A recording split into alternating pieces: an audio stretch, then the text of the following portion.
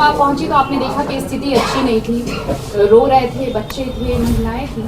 तो ये 5 दिन का ये पूरा था, तो आपको पहले ये दर्द जो कहा जा रहा है, आरोप लग रहा है कि पहले आप कहाँ थी, आपको पहले जाना चाहिए था, तो शायद ये स्थिति उस वक्त रोकी जा सकती थी। मैं इस बात को कल महसूस की कि शायद मैं पहले दिन जाती तो शायद ये प्रकरण होने नहीं देती, और मुझे पूर्ण विश्वास है कि ना प्रशासन में वो हिम्मत होती, ना सुप्रीम कोर्ट में, ना हाई कोर्ट में। हमारी जमीन, हमारी माटी, हमारे पास पेपर, तो हम कतई टूटने नहीं देते। इस बात का मुझे बहुत ही ज़्यादा दुख है। मैं बहुत रात में मैं किसी से बात नहीं कर पाई कि इस पीड़ा से, कि मुझे शायद पहले जाना चाहिए था, मुझे पहले रोकना था।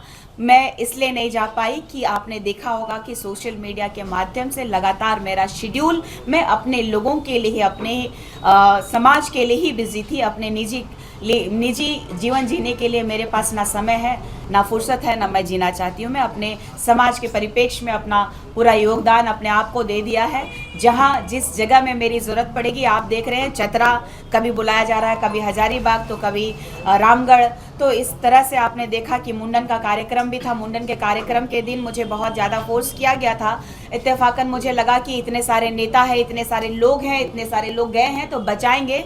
मुझे यकीन नहीं था कि हमारे समाज के जो अगुवागण हैं, उन्होंने, चाहे महिला हो पुरुष हो, सभी ने चूड़ियाँ पहन ली है। मुझे यकीन नहीं था। आज कल मुझे यकीन हुआ कि काश मैं पहले अगर गई होती तो मैं एक घर नहीं टूटने देती। मुझे पूर्ण विश्वास था अपने इस प्रकृति देवता में, अपने पूर्वजों में। मुझे विश्वास है कि आगे आइंदा आने वाला ऐसा कुछ घटना होगा तो मैं प्रायोरिटी ऐसे पहले उनको दूंगी जिनको मेरी ज़रूरत है। मुझे लगा था कि हमारे लोग लड़ना सीख रहे हैं, लड़ लेंगे, बचा लेंगे, लेकिन मुझे लगता है मुझे और संघर्ष करना होगा, अपने लोगों को और जगाना होगा ताकि वो अपने हक और अधिकार की लड़ाई लड़ पाए।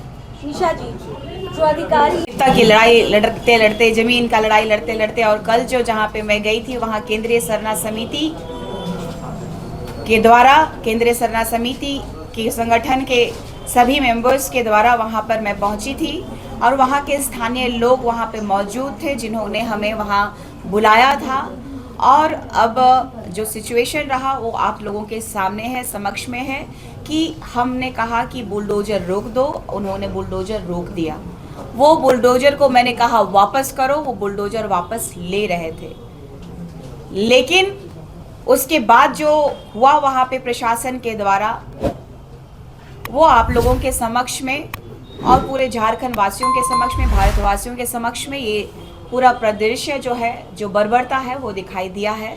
ये मैं नहीं, ये यहाँ झारखंड की जनता जो कि मुझसे प्यार करते हैं और यहाँ रहते हैं, जिनके लिए मैं संघर्ष कर रही हूँ, जिनके लिए मैं लड़ रही हूँ, वो निर्णय करेंगे कि इसका क्या करना चाहिए।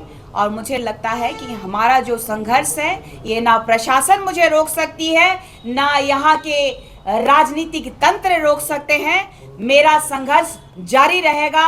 मेरी जहां जरूरत होगी हमारे आदिवासियों को, हमारे मूलवासियों को, मैं उनके लिए वहाँ पे खड़ा रहूँगी, और हमारा केंद्रीय सरना समिति खड़ा रहेगा, और लगातार हम जल जंगल जमीन और अपना अस्तित्व को बचाने का काम करेंगे। मैंने बार बार कहा है कि ये 20 साल की काली रात के बारे में पढ़िएगा। पंखराज बाबा कार्तिक उरांव जी ने आदिवासी अस्मिता के बारे में, हमारे विकास के बारे में, हमारे बारे में काफ़ी गहराई से लिखा है। इन्होंने बताया है कि कैसे हमें छला गया, कैसे हमें ठगा गया, हमें किस तरीके से धोखे में रखा गया।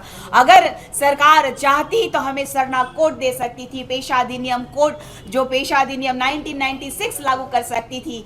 चाहती तो CNTSPT एक्ट का लगातार जो उल्लंघन हो रहा है वो रोक सकती थी। समता जजमेंट है उसका सम्मान करती, और सरना कोड लागू करने के लिए आर्टिकल 368 के तहत भारत के संविधान में संशोधन करने का जो प्रावधान है वो कर सकती थी। ये दुर्भाग्य है कि हम लोगों के जो परिप्रेक्ष्य में जो लिखा गया कि हम जाति उसी में होती है, हिंदू समुदाय में, हिंदू धर्म में जाति होती है, और हिंदू धर्म के अंतर्गत हमें निचले पायदान पे रखा गया। बेहद गरीब, पिछड़ा आदिवासी के रूप में हमें आदिवासी का एक टैग, तमगा थमा दिया गया। लेकिन जो 1961 की जनगणना के बाद हमारा जो धर्म कॉलम हटा दिया गया, इसीलिए हमारे आदिवासी कभी हिंदू लिखते हैं तो कभी अन्य में लिखते हैं। हमें दिग्भ्रमित किया गया। हमें जब हिंदू, मुस्लिम, सिख, ईसाई जब कहा जाता है हम सब भाई भाई, तो आदिवासी को छोड़ दिया गया। इस दर्द को महसूस करते हुए पंख राज बाबा कार्तिक उरांव जी के आदर्शों पे चलते हुए, भगवान बिरसा मुंडा जी के आदर्शों पे चलते हुए मैंने प्रण लिया है कि हम झारखंड को बचाएंगे, हम अपने जल जंगल जमीन को बचाएंगे, अपनी अस्मिता को बचाएंगे, अपनी माटी को बचाएंगे। जय जोहार, जय झारखंड, जय सरना, जय आदिवासी। निशा जी आप बोली कि आप